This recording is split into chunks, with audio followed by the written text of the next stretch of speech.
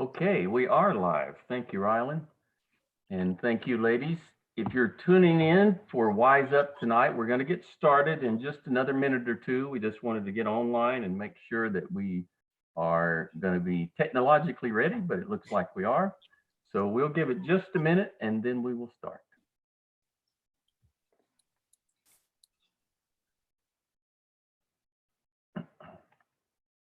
Okay, ladies, I think it's 7 o'clock, and that's our planned time for Wise Up this evening.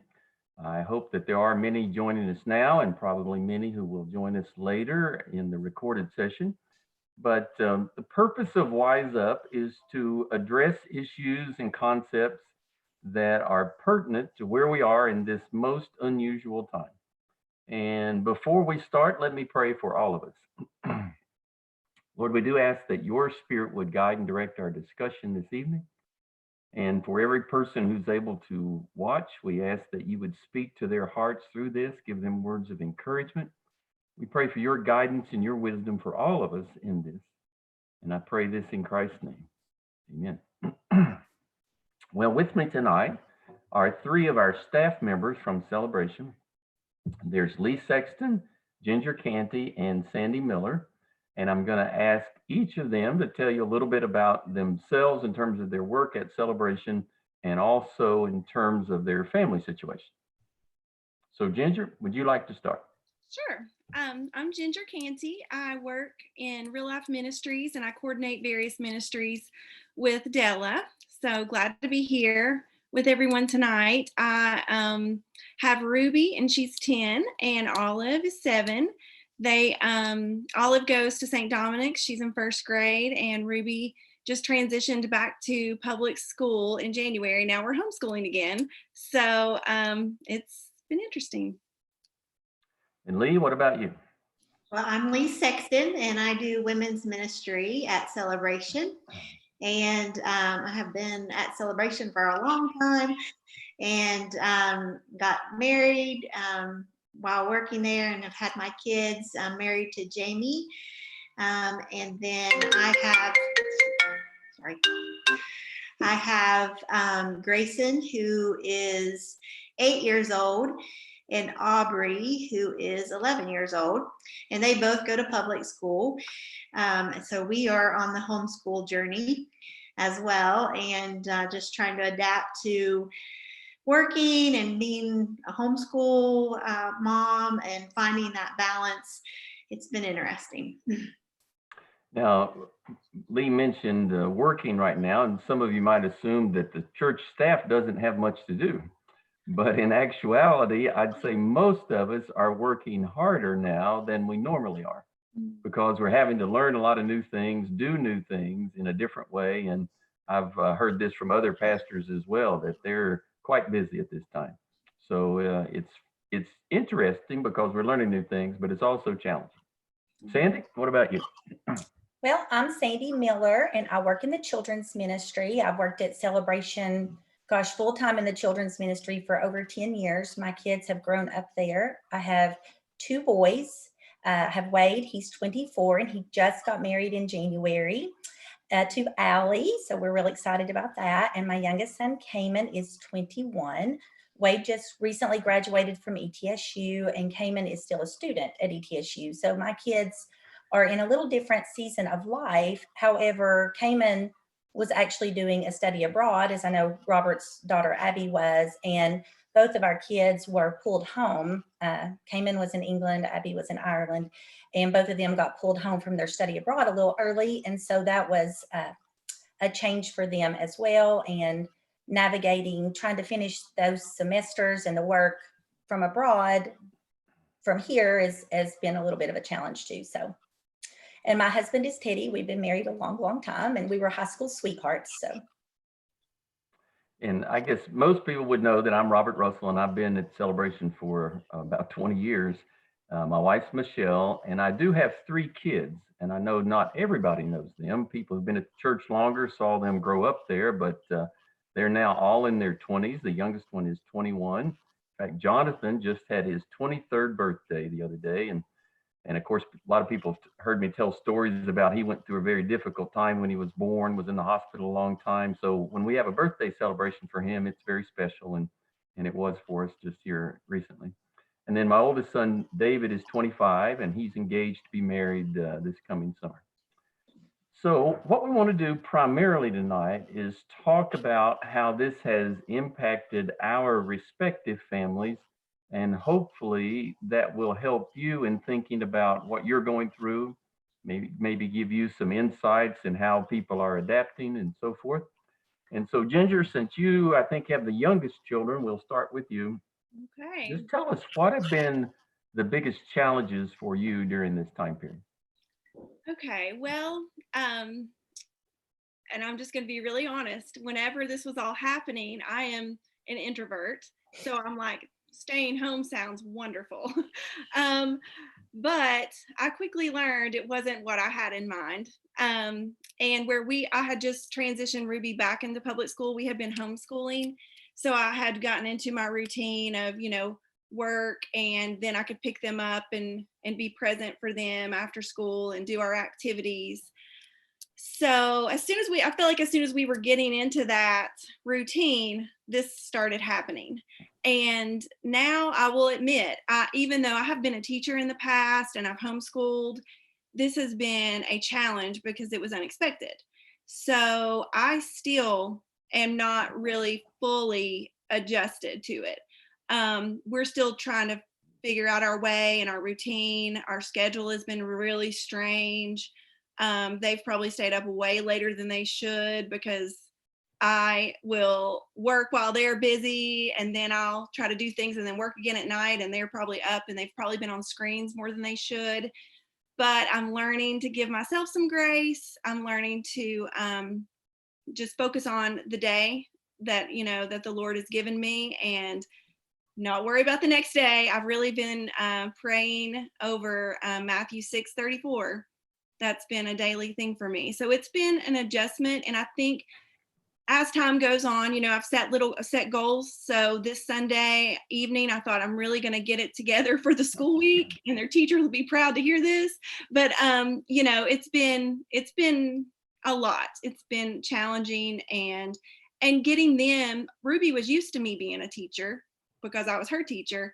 Olive is not. She's my youngest, and she thrives in school, has been at St. Dominic since she was 3 years old. She's really struggling. She's missing her friends. She cried the other night, and she wouldn't mind for me to share this because she really, really misses her friends and her school. And she said that she felt a lot of pressure, which I thought was pretty good that she was able to verbalize that at 7. And I think the pressure comes from these expectations that are new and different. And now it's me, like, you've got to do this, this, and this today. And it's different coming from mom, and she's not used to that. Now, remind us what grades your children are in. Olive is in 1st grade, and Ruby's in 4th grade. And are there schools providing a lot of things that you have to do? How's that work? They are, and it's been really wonderful to have those resources. However, at St. Dominic's, this was all just really sudden. So I'm a working mom, and I called her teacher, and I'm just really fortunate there that we have relationships where I can just call them up on the phone. And I talked to her, I told her, look, there's a lot going on here, and I'm not really prepared for this. So what do you expect from us? Because it was a lot, which it's great because their academics are wonderful, and I love that. But she was so kind and was like, do what you can. Do what you can for now, and you'll be fine. Well, I suppose we often think about this from the standpoint of the families, but I was thinking as you were speaking about the standpoint of the teachers, that suddenly they were overwhelmed. Of course, within Celebration, we have a lot of people who are teachers, and this transition, I'm sure, has been doubly hard for them. Some of them even have their own children at home that they're trying to teach while they're teaching other people's kids. So I'm sure that part's difficult. Oh, yeah. Lee, what would you say have been the challenges for you primarily at this point? Well, I think finding balance, like Ginger mentioned, is hard. And for me, it's probably been not comparing to how other parents are schooling or handling quarantine. Social media is really good at showing the high points, and I have friends that I love dearly, and they've developed like homeschool rooms and have all this extra curriculum, and their kids are doing all this extra stuff, and they're going outside for 3 hours every day and having PE, and some days I just feel like we're lucky that we woke up and are functioning and have had food.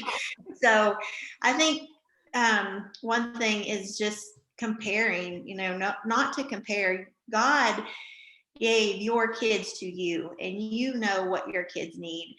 So that's been a challenge, but I feel like we're kind of coming out of that.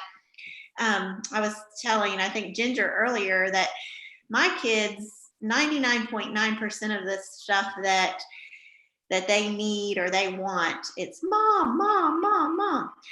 But homeschooling, they want their dad. So it's actually been kind of a good, I'm all for homeschooling, actually. I think they think he's smarter than me, which is true, he is. But they want him to help them with their math and things like that. So that's been actually very helpful to me, that he's been willing to do that. He's actually a physician at the VA.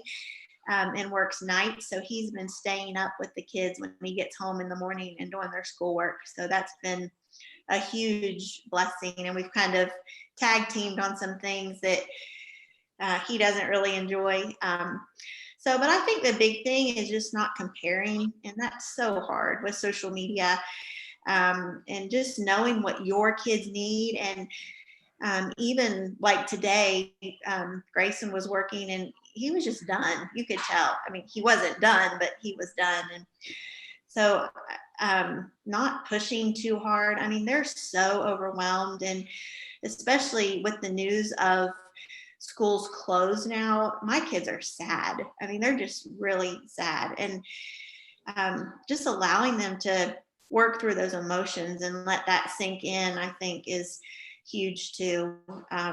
They don't have closure.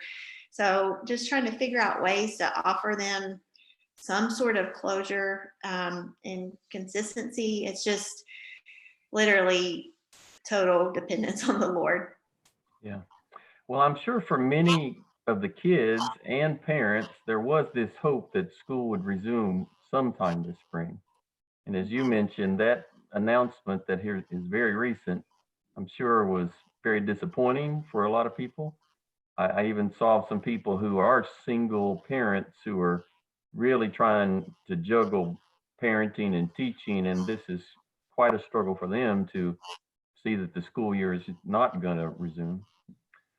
Lee, I'd like to come back to you. You mentioned your husband works in healthcare, and he's a medical doctor at the VA, and I would presume that that presents some different concerns for you as a wife. And how have you handled that?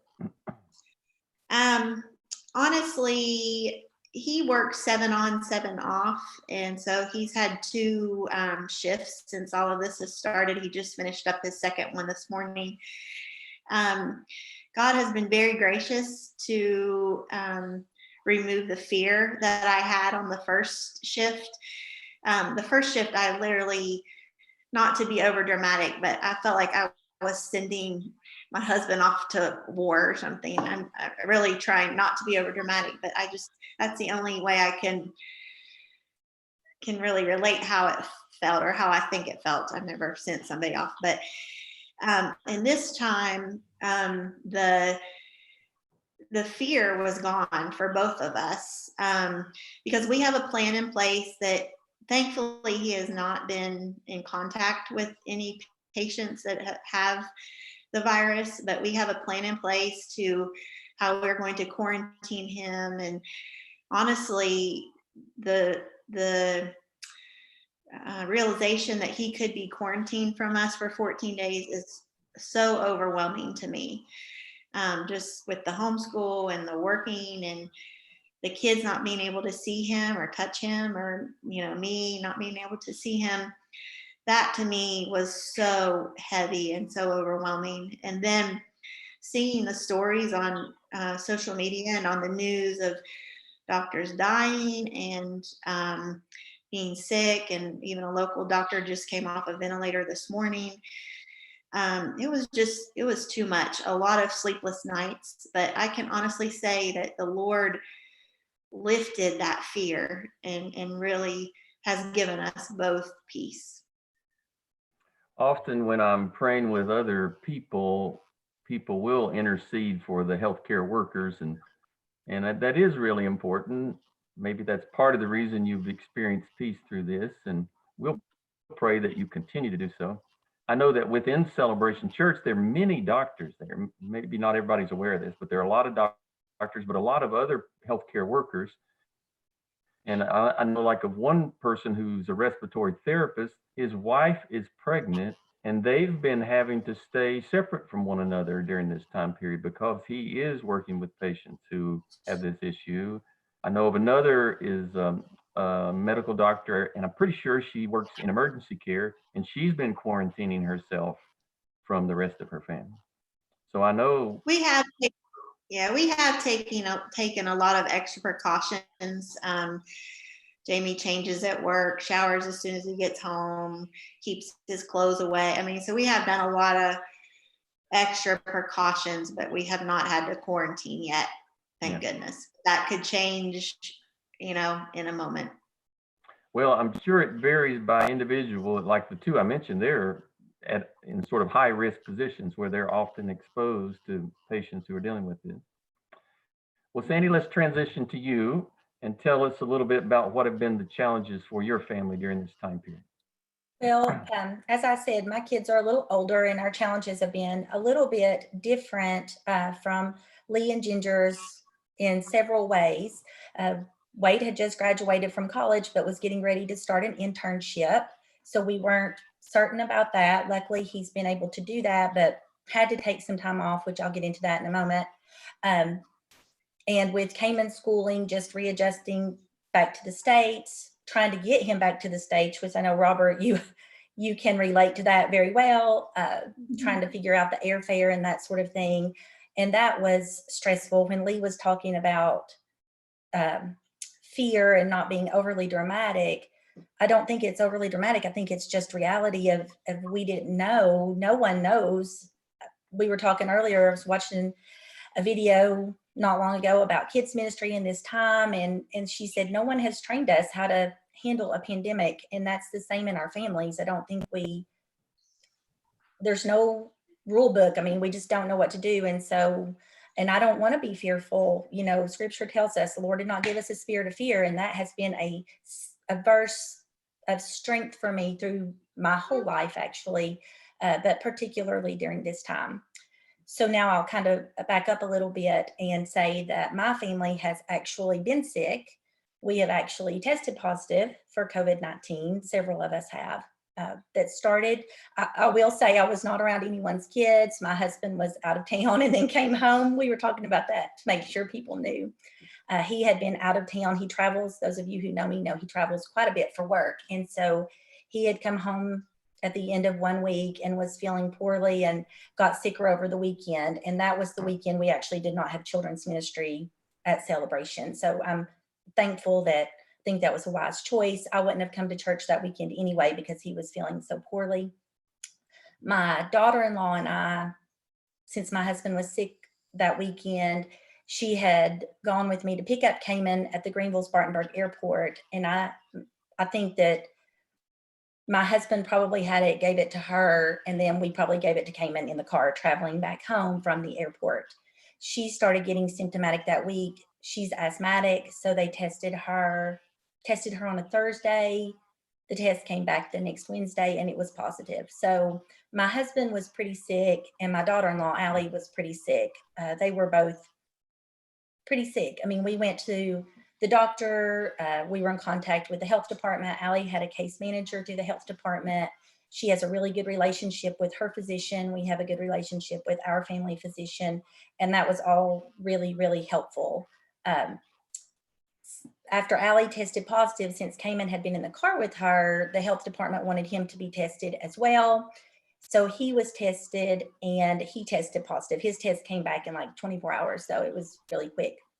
And so Lee was talking also about Jamie maybe having to be away from them for 14 days. My youngest son came and lives in an apartment not far from us, but we were separated from him. You know, we would call him and text him and check on him, but he was never really symptomatic. He didn't feel bad, no fever, nothing like that. Now, so that's kind of been our experience through this, is that for the first few weeks we were pretty sick, and so I was trying to care for Allie, trying to care for Teddy. Wade was trying to figure out what to do with his internship, if he was going to be able to start that, especially with our family testing positive and that sort of thing. So all of that, I think everything is kind of upside down, I'll say, for people. We don't know what's happening. We're trying to make the right decisions and, you know, keep other people safe and that sort of thing. So that has been our experience. I will say that my family is well. Everyone is well. Everyone is working, some of us from home, but no symptoms. We've been symptom free, cleared by the health department and all of that. So that is a blessing. And I'm just so thankful for that. Because it, you know, like I said, you just don't know what to expect. And Lee said, watching the news, sometimes I think it's wise just to turn it off and to, you know, just turn it off a little bit and spend some time with your family. Well, fortunately, we haven't had a high number of cases in Washington County, Sullivan County, and so forth, Yeah. but you're among those who were affected. When you first heard that a member of your family was diagnosed with this, how did that affect you emotionally? Was it a big challenge for you? It was a challenge for me. When my husband was sick, he was sick almost a week before my daughter-in-law started getting symptomatic. And he was, like I said, he was pretty sick. It's probably the sickest I've ever seen him. And so when he would have these coughing fits, now I'll say by the time they tested Teddy, he was not symptomatic anymore. They did want to test him because my daughter-in-law tested positive, but initially they deemed that he was not high risk. We were in contact with Ballad Health with the hotline, and so we followed all those guidelines. But when they finally did test him, his test was negative. But I am pretty certain that he had it. I mean, he was so symptomatic, and then Allie got the same thing. So when he would start these coughing fits, and I mean, sometimes just lose his breath, it was really overwhelming. It was hard to watch. Like, it makes me pretty emotional now because Allie had similar things happen. They would, cough and then just couldn't catch their breath. And, luckily we had some things that helped them with that our doctors had given us. But yeah, it was a lot. And to know too, that if they had to go to the hospital because, like I said, Allie's asthmatic. And so she was really high risk. And if they have to go to the hospital, then we can't be there with them, and we can't help manage what's going on. We wouldn't be able to see them. And so that is, again, I try not to live in fear, but it's an overwhelming thought. Now, none of them had to actually be hospitalized, correct? No, thank goodness the Lord was so gracious in that. None of them had to be hospitalized. And you never had symptoms yourself? I really didn't. The weekend after Teddy was so sick, well, after it started, I should say, when his fever really spiked, it was about 102 that weekend. The first of that week, I got up one morning and I was pretty achy, almost like sometimes if it's going to snow or something, you know how people get kind of achy. And I walked through and I was talking to Allie actually, and I said, man, I was so achy this morning. I had to take some Advil. And she said, oh, well, that's no good. And it was as much, I mean, that was it. That was my only symptom, really. And Cayman was pretty similar. When the health department called him, because he had been in the car with his sister-in-law and he had traveled out of the country to England and been on a plane recently and all of that, when they called him, some of the questions they asked him was, have you been coughing? Are you congested? Are you having body aches? And he said, well, yeah, a couple of days ago, I took some Advil. I was a little achy, but I really didn't think anything about it. And I've had some, sniffly kind of things, but I thought it was just really seasonal allergies. And we would have never even recommended that Cayman be tested had the health department not said, why don't you come on in and be tested? And then after that, though, he was fine, never sick, no fever. He did not feel poorly other than the day that he took some ibuprofen, for some body aches, which was very similar to me. Wade had no symptoms. Wade was never sick at all. Well, I really appreciate you being willing to share about your experience with this. And of course, we're very thankful that your family is now healthy and doing well. I'm sure there's some people out there who've had a real severe fear of, well, when this hits, what's it going to be like? And you've walked through it, and I'm sure it was very challenging at times and probably fearful at times, but the Lord's given you the faith to walk through it and see his hand be upon you. So we're very Absolutely. thankful for that. Yeah, thank you. So let's move along this line a little bit more and still talk about the challenges. I think in large measure, we've talked about practical challenges, but think in terms of how has this challenged you spiritually or challenged you emotionally or maybe challenged you about things that were possibly idols in your life that you had to let go of? And I'll share a little bit. I'll have to say that it hasn't been a radical change for us, probably because of the ages of our children. With all of them being grown, things like that, we're not having to suddenly homeschool. And so we don't have that big difference.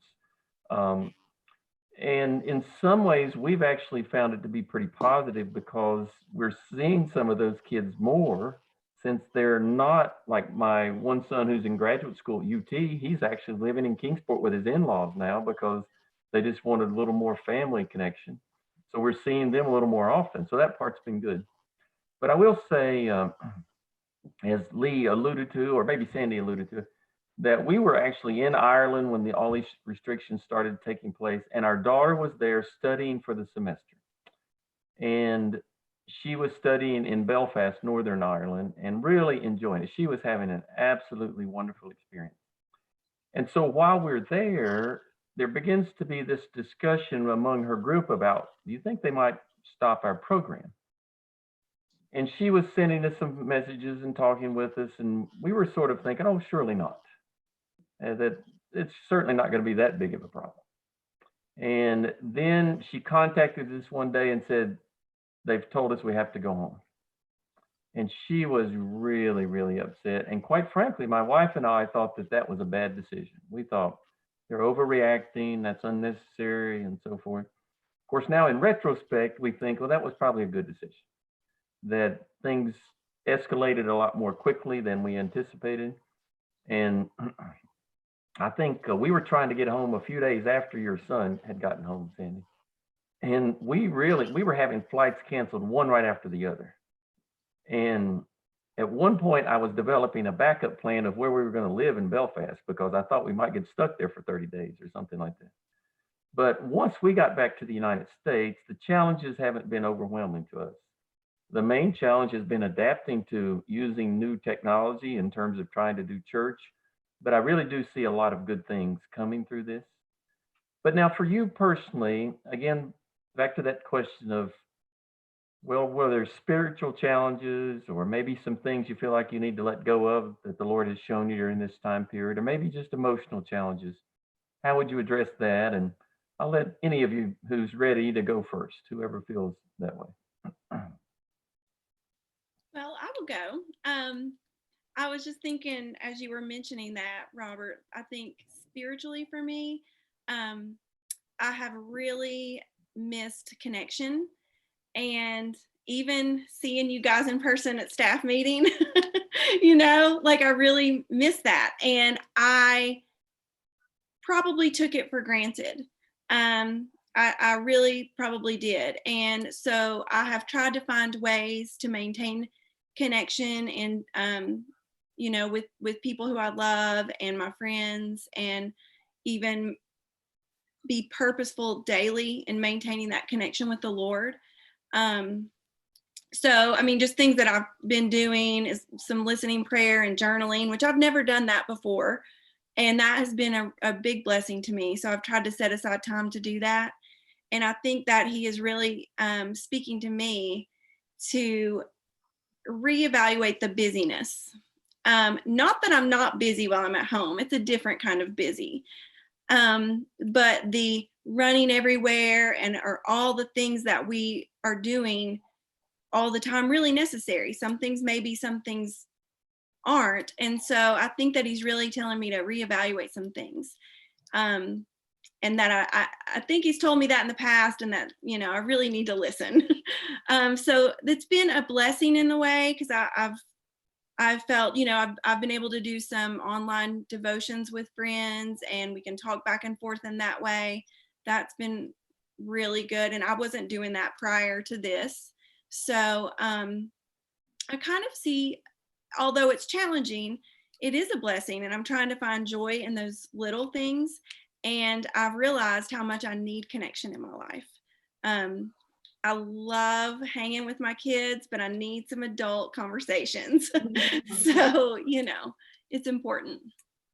Now, you mentioned earlier you're a natural introvert, but you're finding that there's a part of you that needs connection over and above that. Yes, yes. And what I've realized, the little things that I would do to, you know, be with people, you know, whether it be at church or if I go work out with friends, that would just like feed my people need. And then I could come home and just, you know, be my introverted self. But I'm realizing how important those things were to me. I probably took them for granted because it was just part of my life forever, and that's how I lived. And so I've really realized the things I've taken for granted.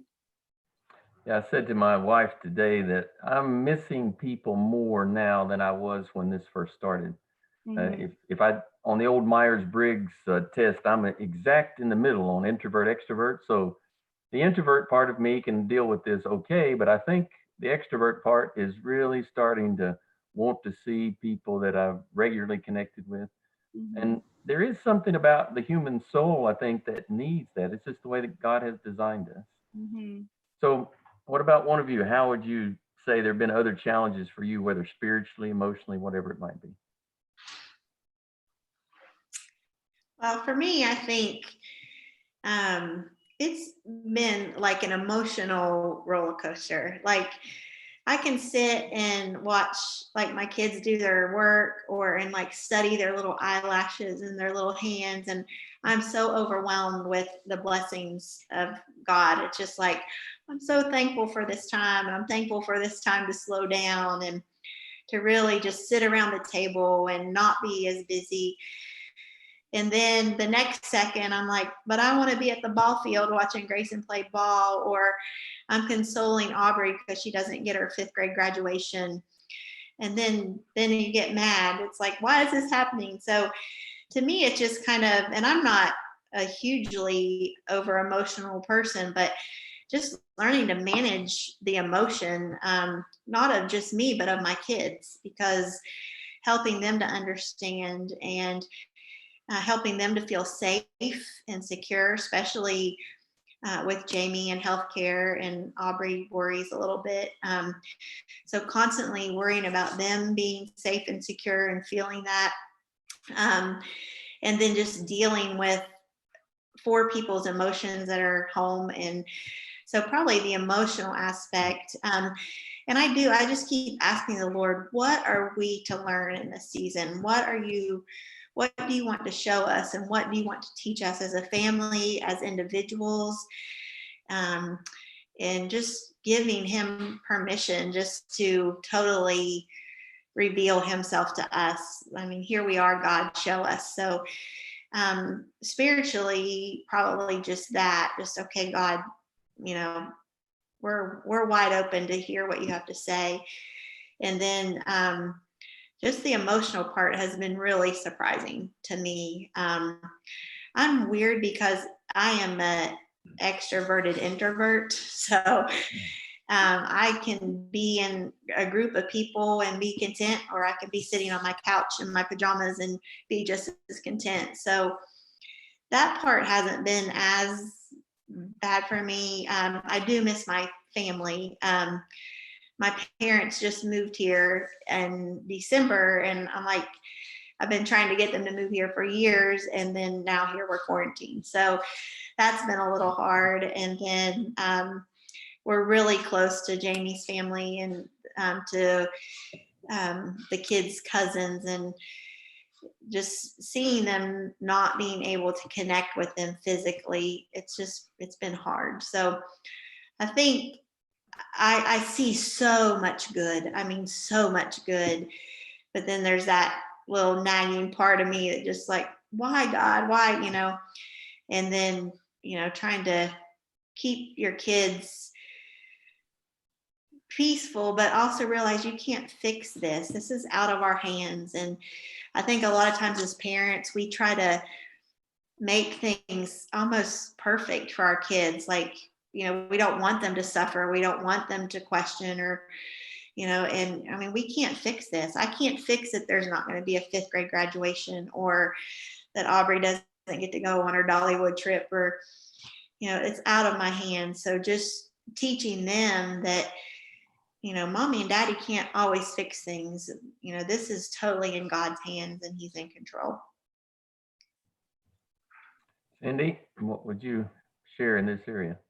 Well, I think spiritually, kind of going off what Lee said there, just being faithful that the Lord is in control. I know that, I say that, I believe that. And, when all this stuff starts going through my head, I have to say, the truth, what you believe, and the Lord is in control. And I just have to take, calm down and get some peace in that, and peace in him, because like Lee said, we can't fix this. This is out of our control. I'm a little bit of a fix-it parent too, even though my kids are a lot older. And so I can't fix this. And that is a little bit challenging. And I am an extrovert. So I am always out, with people. We have people over to our house a lot. That has been pretty challenging for me as well. We have family dinners on Sunday nights where our kids invite friends over, or we invite friends over. And that has been pretty challenging. My mother-in-law lives alone, and, we're really trying to stay away from her and not, expose her to anything, of course. And so she even sent me a text the other night that said, I sure hope this ends soon so we can get together and have dinner. I miss our dinners. And so, that's hard too. I mean, we've stood in her driveway and, waved at her. And that's a really challenging thing. I guess that goes off the emotional, like Lee was talking about. It has slowed me down, which is probably a good thing.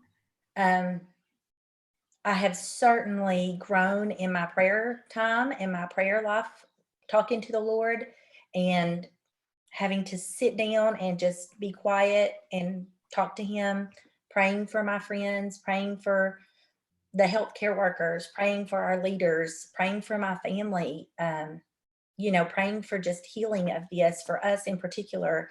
And when Lee said, sometimes the emotional roller coaster, and you're even like, you are a little angry. You're grateful that you spend this time with your family, but then you're a little angry. And I will share that the first few weeks of this, we didn't know it was going to be this long term. And sometimes I would look at things on social media or whatnot, and people are hiking, social distancing being appropriate. But I was like, oh my goodness, we're having trouble walking down the steps and people are out hiking. So then there's that emotional roller coaster, I guess, of being sad or worried, and even being a little bit angry, and having to just step back and make sure that my focus stays on the Lord and not on the world and these things around me, that my focus stays on him.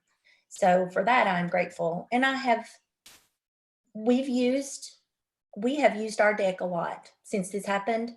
And that has been a great blessing. We have had dinner on the deck, even, when Teddy and Allie were really recovering and feeling a little bit better, we would fix dinner and go sit on our back porch and eat. And Teddy and I sit out there and talk at night. And I was like, this is so nice that we just don't often take time to do that. You know what I mean? Just to sit and be quiet and just enjoy the, the flowers and the trees and everything. So that has been, I guess, a blessing. And it's, like I said, I'm an extrovert and I'm going a lot. So that's been a challenge for me, but a blessing.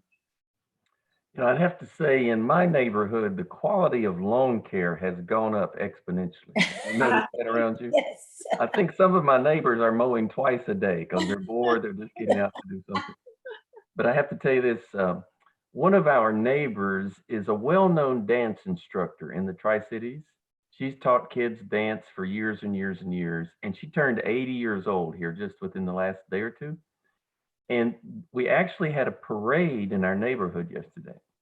The way they did it was, now we weren't part of organizing this, someone else organized it, but they had people in cars with banners and balloons and stuff on their cars drive through the neighborhood, drive by her house and wave at her and so forth and keep going, because they couldn't come in and visit. But it was a real blessing, and it was a long line of cars. I was surprised how big it was.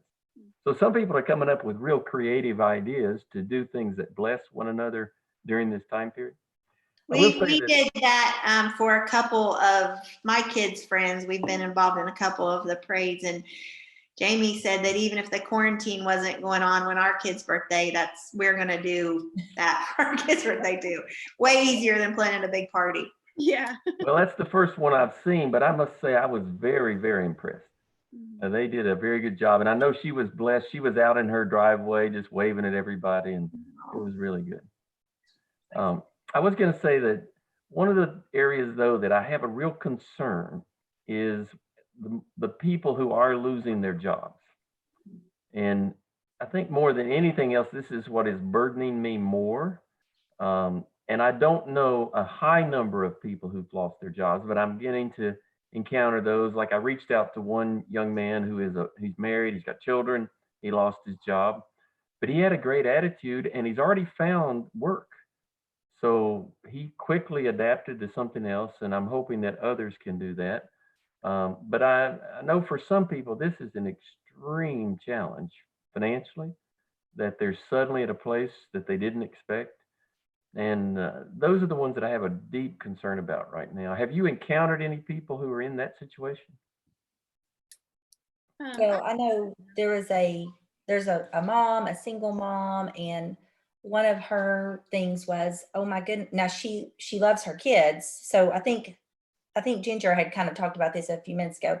She loves her kids, and I think the moms love their kids, but she said, oh my goodness, school's not starting back. What am I going to do about working? Because she's a single mom. So that's a real concern for her, is how can I work if I don't have childcare?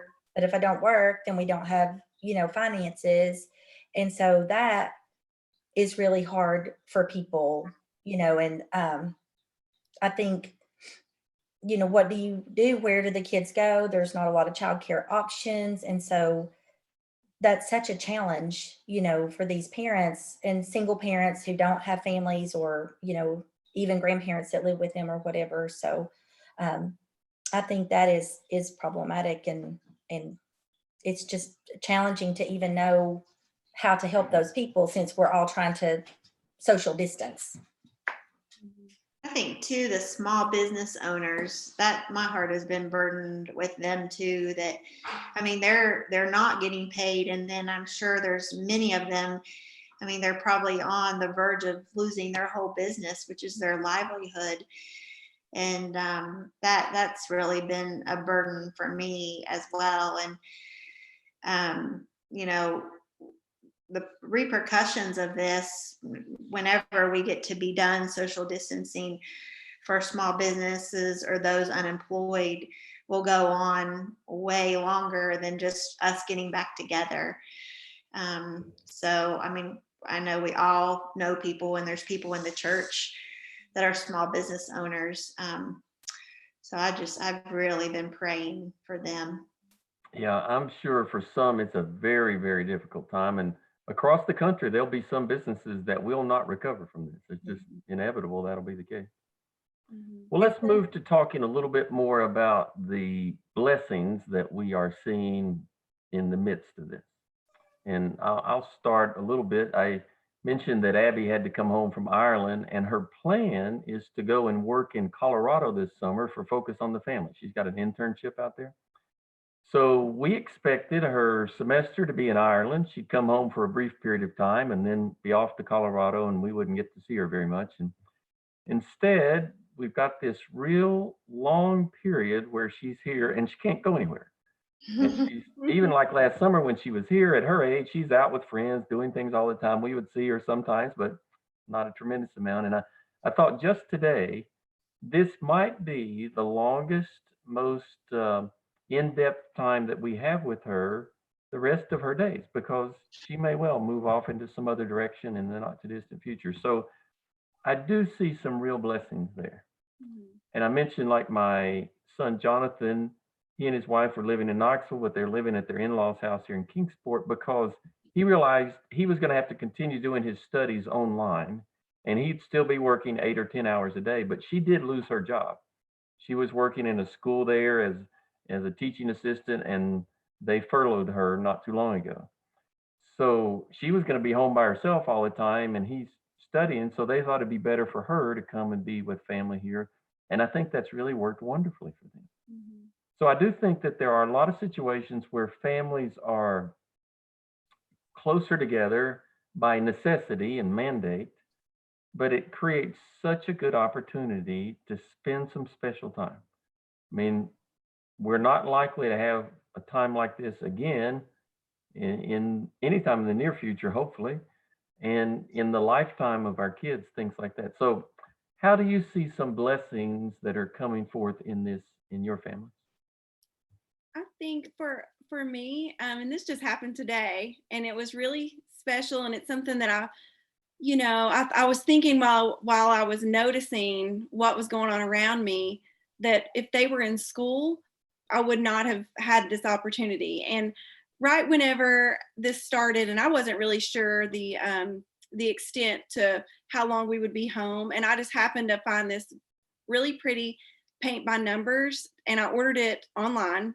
And it was really elaborate. And I was like, that may be something fun we could do one day when we're bored, not thinking that we're going to be home for months. And it arrived today. And I mean, I ordered it, probably 4 or 6 weeks ago.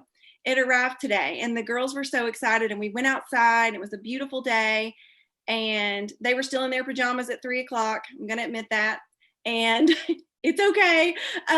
But we were out there painting and it was just so beautiful. And then Olive and I were talking about, there was this gorgeous oak tree behind our house. And it was, so green, and the sky was just this beautiful turquoise. And we took some pictures of it, and we were just noticing things that's not, in the busyness of our life, especially during the school year, we don't get those opportunities. Because even weekends are filled with things, and there's birthday parties and friends. And, it was really special. And I thought, if they were in school, this would not be happening. So, I mean, it's just like little simple joys that I'm trying to really pay attention to. And, I told the girls that, this hasn't happened in 102 years or something, since 1918. So I'm like, this is something that we will hopefully never have to experience again, but we get to be together. So that's the good thing. And we may be in our pajamas at 4 and 5, but we're together painting. So, I mean, it's just the little things, I think.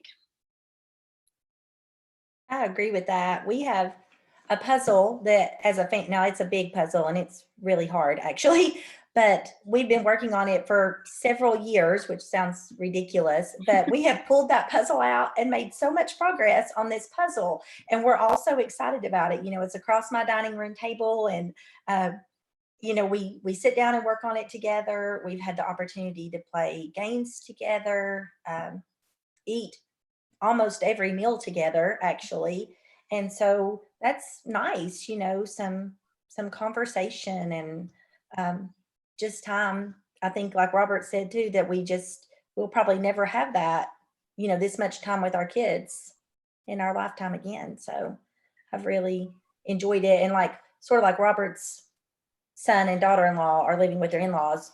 My son and his wife are staying with us. So it's kind of similar, but I sure am glad they're here right now. So my youngest son's in an apartment, but If there's anything that characterized modern life before this, it was busyness.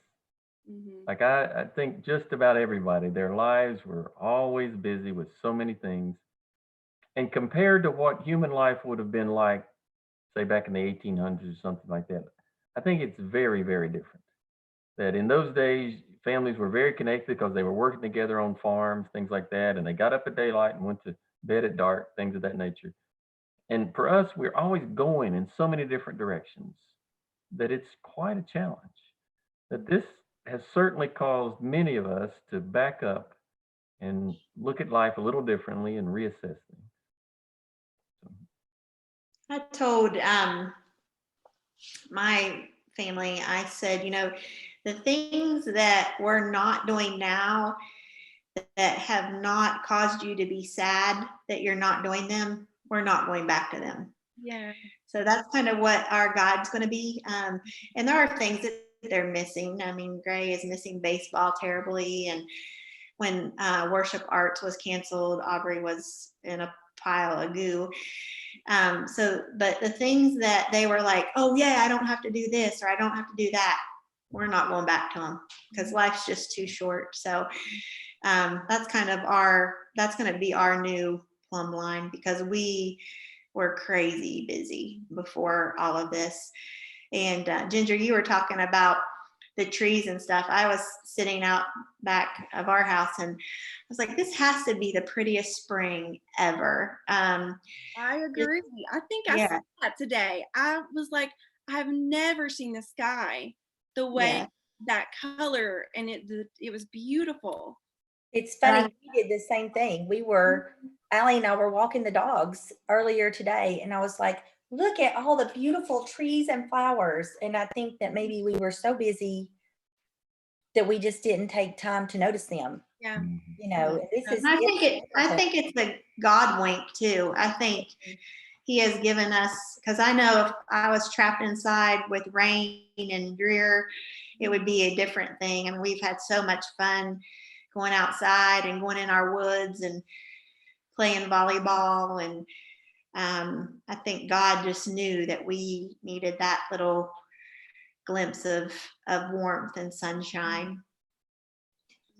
I even told my husband not long ago, again, we were walking the dogs. We have a lot of animals, but we were walking the dogs up around the corner of our neighborhood. And I said, wow, I mean, I hate all this is happening, but I have enjoyed this pace, the slower pace. Our whole married life, other than maybe when our kids were really small, which having small children is, having babies is its own stressful situation. But we've probably never had this much time together, time at home. He travels a lot, and we've just always kind of been going, going, going. And so to slow down and to have to slow down, that part of it has really been a blessing. And I think, like Lee said, a God wink, oh my goodness, look at the beautiful trees in my neighborhood that I have not taken time to stop and look at how beautiful they are, or look how beautiful our flowers are, just those things. And those are, I mean, that's sweet, sweet stuff. Mhm. Now, I certainly don't have comprehensive understanding of what God is doing in this, but I do believe he is very, very much at work. I mean, just imagine the world essentially is locked down, not everywhere, but almost. And I don't know of anything that has had such an impact like this. I do believe he is very much bringing down idols, and we've had a lot of them in this culture. I think he's also causing people to reassess their lives. And for those of us who already know him, it may be reassessing our priorities and really thinking in terms of what is important and what is not. And I certainly think for those who are unbelievers, that the Lord is really calling out to people. partly because death is associated with this and it is fearful. And if you don't know Christ, the fear of death is much greater. And for some people, they have panicked. They have been in fear because of the fear of death. But if you have an assurance in Christ, then you step back and think, okay, Lord, what really do you want to teach me through this? What are you really showing me? And all of us are sort of echoing the same thing. It's like, it's really about simple things, about loving our family more clearly, not being so busy, enjoying what he's doing, really recognizing the blessings that are before us. And certainly there are significant blessings to be received and understood through this time period. Well, I have, I guess, one last question for us. And that is, just as you're thinking about the days ahead, future days, what are your hopes or your desires, expectations? I mean, like one of the questions, of course, that we are just addressing is, well, when are we going to open the church again? And it's something we really don't know for sure. We hope maybe in May, might be June before we can actually really open the church. But when you're thinking about the days ahead of you, what's on your mind a lot right now? I think, For me, oh, go ahead, Ginger. oh, sorry. Go I ahead. was thinking, I really hope, my hope is that the things that the Lord is teaching me through this, that I won't forget it as life starts to become whatever normal is again. You know, and what's it going to look like through the summer? That's usually a time where we like to travel and do things and be outside and be with people, you know, and visit friends. So, you know, that's going to be different. And of course in church, what is, you know, what's it going to look like at celebration as we start coming back together?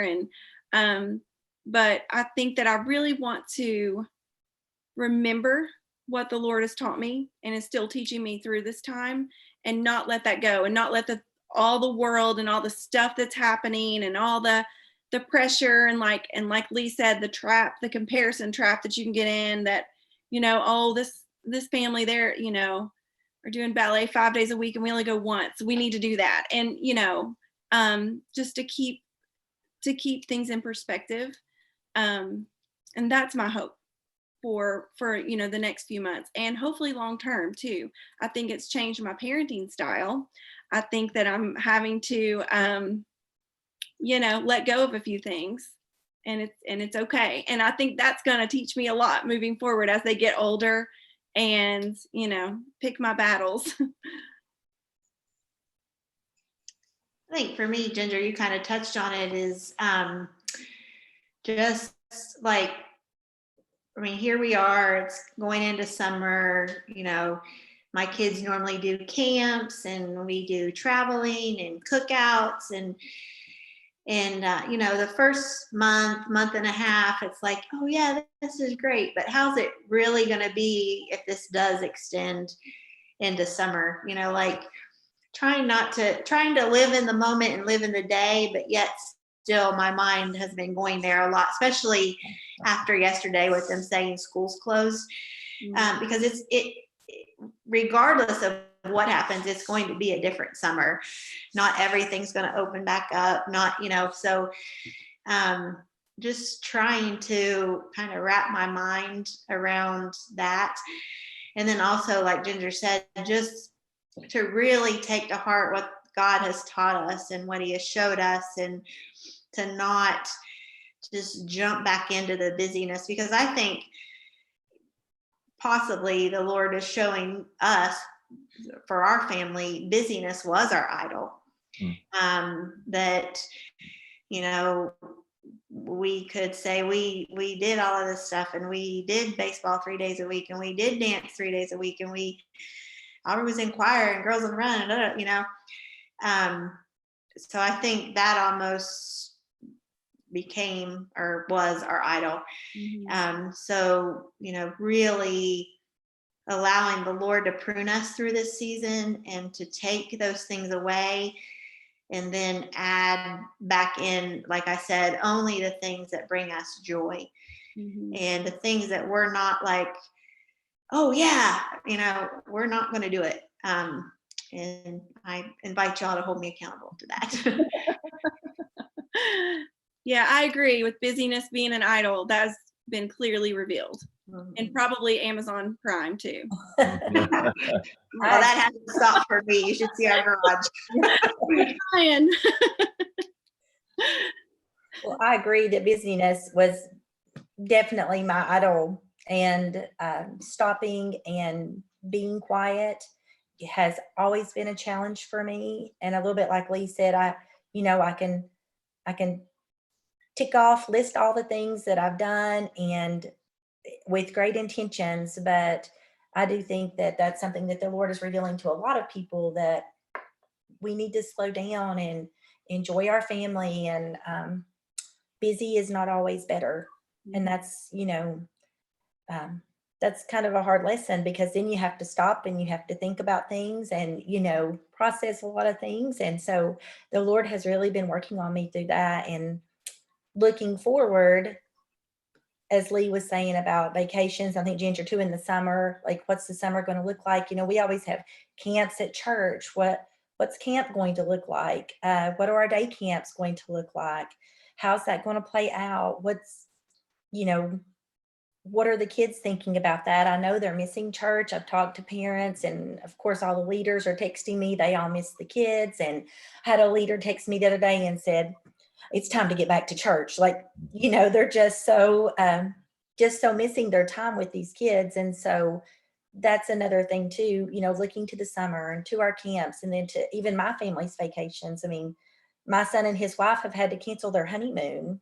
So they had scheduled in May. They got married in January, but we're going to do it a little later. But so, just a lot of changes and unknowns, but I'm hoping, as the other two ladies said, that I will remember that it's good to be quiet and to be still sometimes, and that the Lord can teach me a lot if I'll sit down and listen to him. So. Well, my hope for this is that out of this will come revival, that the church will be renewed. Those who do know him will reprioritize some things and seek the Lord more clearly, and that there'll be many who will come to know him through this time period, that it'll be a real renewal for the culture. And so that's my genuine prayer as we move forward. I want to say thank you to each of you. All of you, of course, have done such a wonderful job at Celebration for years, and appreciate you there, and appreciate your love for the Lord and service to him. And then to be here tonight to talk with you in this context is a blessing to me, and I'm sure has been a blessing to many others. Appreciate you sharing your heart and what you're going through and some of your struggles and trials during this time period. But thank you again for being with us, if you were able to be with us live tonight. And I want to pray before we go. So Lord, we just give you thanks in everything, even in this season of unprecedented trial that we're going through. We trust that you're doing very good things in our individual lives, in our churches, in our communities, our nations even. And so Lord, we thank you for loving us. We ask that your hand would be upon us in every way. We do pray especially for the healthcare workers, first responders, others who are in the most difficult circumstances now, Lord, that you would give them physical protection, give them strength and courage to fulfill their duties. We thank you that we can call upon you in every circumstance, that we can live by faith even in difficult trials. We thank you for your love, grace, mercy, and healing in everything. We pray this in Christ's name. Amen. Well, thank you for joining us. I'm going to sign us off now, and have a blessed evening.